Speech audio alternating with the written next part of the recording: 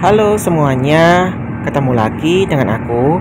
Kali ini aku akan membahas sedikit kembali mengenai kondisi Trans Semanggi Surabaya dan teman bus pada umumnya setelah berbayar. Sebelum berlanjut, jangan lupa untuk subscribe ya. Terima kasih. Kali ini aku sedang melakukan perjalanan singkat dari arah Wiyung ya menuju ke arah Grand City untuk menghadiri sebuah acara pernikahan. Video ini aku rekam beberapa minggu, kira-kira 2 minggu setelah Trans Semanggi Surabaya itu berbayar. Nah, ternyata di sini kondisinya sangat sepi. Dari arah Wiyung sampai ke arah Yonosuwoyo itu hanya aku sendiri penumpangnya satu-satunya.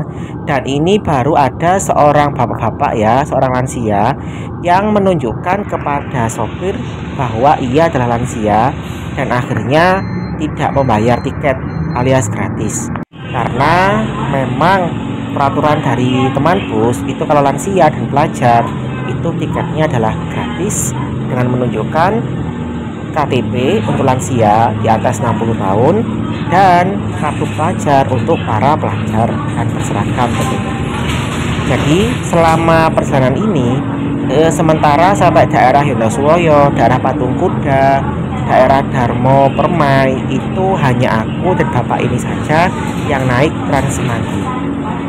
Nah, selain itu tadi aku juga melihat Trans Semanggi itu yang dari arah timur, dari arah ITS itu juga sepi, hanya ada satu orang yang turun di area PTC. Jadi bisa dikatakan setelah adanya berbayarnya Trans Semanggi ini, kondisi penumpang tidak seramai dulu. Padahal ini itu hari Sabtu ya, hari Sabtu siang. Biasanya kalau kalian itu melihat videoku yang lama, itu kan mesti rame ya. Meskipun tidak sampai penuh, itu bangkunya hampir terisi banyak ya. Artinya memang karena masih gratis dulu, itu jadi para penumpangnya itu cukup banyak. Nah, sekarang setelah adanya berbayar sebesar Rp6.200, ternyata penumpangnya semakin lama semakin menurun. Ini sudah kali ke berapa ya, lebih dari 5 kali aku naik Trans Semanggi itu rata-rata menjadi penumpang satu-satunya. Tapi yang kurekam ini hanya yang ini ya. Nah, ini ada seorang ibu dan seorang anak yang juga naik. Untuk anaknya itu dia gratis ya, karena masih anak-anak. Dan ini ibunya membayar dengan kris ya, kemudian naik. Nah, jadi total selama perjalanan ini sampai di arah daerah Darmo ini, Darmo Permai ini hanya ada 4 orang penumpang. Dari sini ya cukup disayangkan karena ternyata para penumpang Trans Semanggi itu yang sebelumnya itu mau naik tidak naik lagi ya, karena memang berbayarnya cukup mahal ya, Rp6.200. Padahal kondisi busnya itu sangat bagus menurut saya ya, masih terawat dengan baik.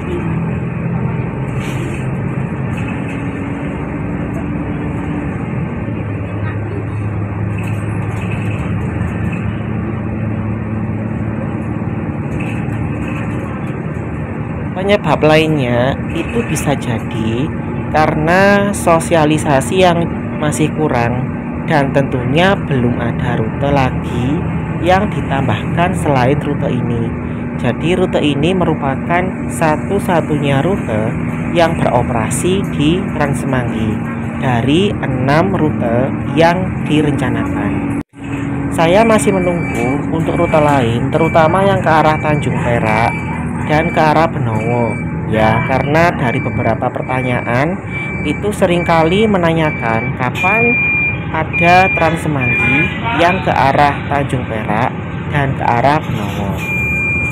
Jika Trans Semanggi membuka 2 rute itu, maka ada kemungkinan penumpang kembali lagi karena ada bus yang ke arah Tanjung Perak itu kini sudah dihapus ya, yang bus Damri kalau nggak salah, saya lupa kodenya apa, itu dihapus. Jadi dari Bungurasi kemudian ke Tanjung Perak lewat tol itu sudah dihapus. Nanti kalau ada Trans Semanggi yang ke arah Perak ya dari Bungurasi kemungkinan mungkin akan ramai lagi.